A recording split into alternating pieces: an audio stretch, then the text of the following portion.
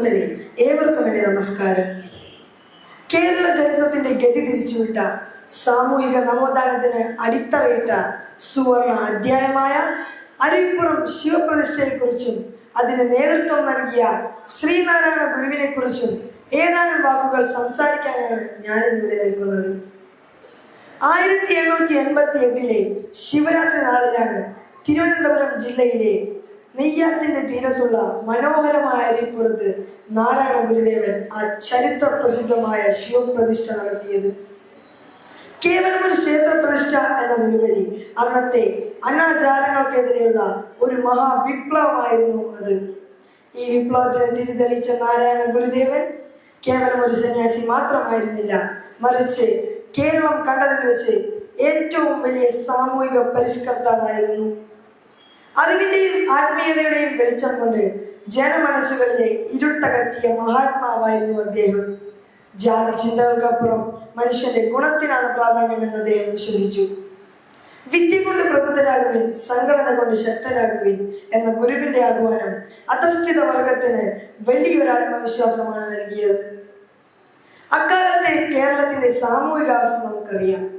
ജാതിയും മതവും കൊടുമ്പിരി കൊണ്ടിരുന്ന സ്വാമി വിവേകാനന്ദൻ ഭ്രാന്താലയം എന്ന് വിശേഷിപ്പിച്ച കേരളത്തെ ഒരു തീർത്ഥാലയമാക്കാൻ അടിത്തറയിട്ടത് അരുവിപ്പുറത്ത് നിന്നാണ്. അക്കാലത്ത് താഴ്ന്ന ജാതിക്കാരായി മുദ്രകുത്തപ്പെട്ടവർക്ക് ക്ഷേത്രങ്ങളിൽ പ്രവേശനമോ ആരാധനാ സ്വാതന്ത്ര്യമോ ഉണ്ടായിരുന്നില്ല. ഈ കടുത്ത അനീതിക്കെതിരെ ഗുരുദേവൻ ഉയർത്തിയ സമാധാനപരമായ ഒരായുധമായിരുന്നു അരുവിപ്പുറം പ്രതിഷ്ഠ.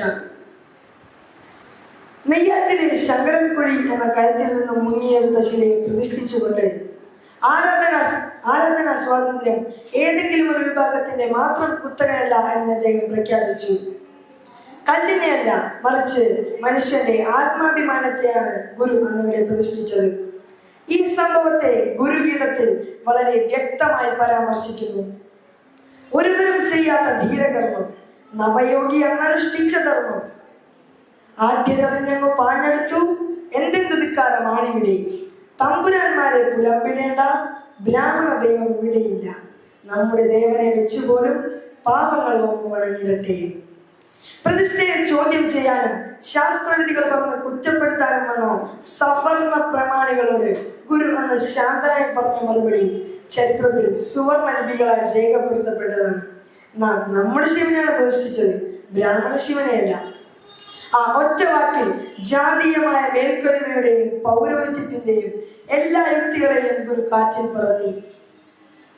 അരുവിപ്പുറം ക്ഷേത്ര പ്രതിഷ്ഠ കേവലം ഒരു ആരാധനാലയത്തിൽ ഒതുങ്ങി നിന്നില്ല. അതിനു ചുറ്റും ഒരു വായനശാലയും ഒരു വിദ്യാലയവും സ്ഥാപിക്കാൻ ഗുരു നിർദ്ദേശിച്ചു. ആരാധനയ്ക്കൊപ്പം അറിവും പ്രധാനമാണെന്ന് ഗുരു വിശ്വസിച്ചു. തുടർന്ന് ക്ഷേത്രഭരണവും സാമൂഹിക പുരോഗമനവും ലക്ഷ്യമിട്ട് അരുവിപ്പുറം ക്ഷേത്ര യോഗം രൂപീകരിച്ചു. ഇതാണ് പിന്നീട് 1903 ശ്രീനാരായണ ധർമ്മ പരിപാലന യോഗം SNDP എന്ന മഹാപ്രസ്ഥാനമായി മാറിയത്. അരുവിപ്പുറം ക്ഷേത്രഭിത്തിയിൽ ഗുരു അന്ന് കുറിച്ചു വച്ച വരികൾ ഇന്നും ലോകത്തിന് മുഴുവൻ മാതൃകയാണ്. ജാതിഭേദം മതദ്വേഷം ഏതുമില്ലാതെ സർവരും സോദരത്വേന വാഴുന്ന മാതൃകാസ്ഥാനമാണിത്. മനുഷ്യനെ മനുഷ്യനായി കാണാനും ജാതിയുടെയും മതത്തിന്റെയും വേലിക്കെട്ടുകൾക്കപ്പുറം സാഹോദര്യത്തോടെ ജീവിക്കാനുമുള്ള ആഹ്വാനമായിരുന്നു അത്.